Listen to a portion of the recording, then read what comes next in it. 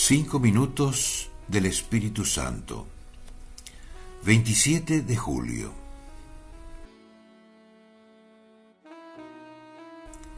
La oración es un diálogo, pero para poder orar es indispensable que yo descubra que estoy con alguien que me conoce, que me escucha, que capta todo lo que siento y todo lo que digo, y lo entiende perfectamente.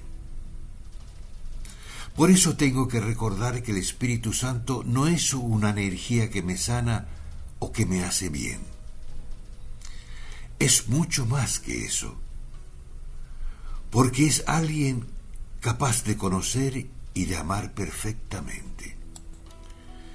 Él me llama por mi nombre, me reconoce perfectamente porque Él es Dios y tiene una inteligencia infinita, una capacidad de captar todo a la perfección, sin que nada pueda escapar a su atención. Por eso no hay cosa que yo pueda ocultarle, ni sentimientos, ni planes que sean secretos para Él, como dice el Salmo. Señor, tú me penetras y me conoces.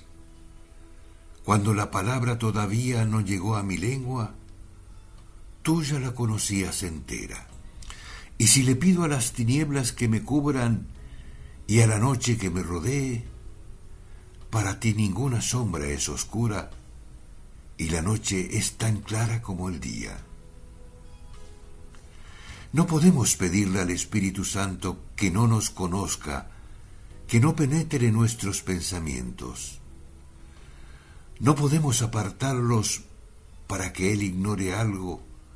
No podemos esconderle ni siquiera aquello que nos escondemos permanentemente a nosotros mismos. Por eso, cuando vamos a contarle algo, Él sabe perfectamente de qué estamos hablando. No debemos tener temor de que no nos entienda, ni tenemos que esforzarnos para encontrar las palabras justas cuando queremos explicarle algo. Basta que lo digamos, porque Él lo conoce mejor que nosotros. Cardenal Víctor Manuel Fernández.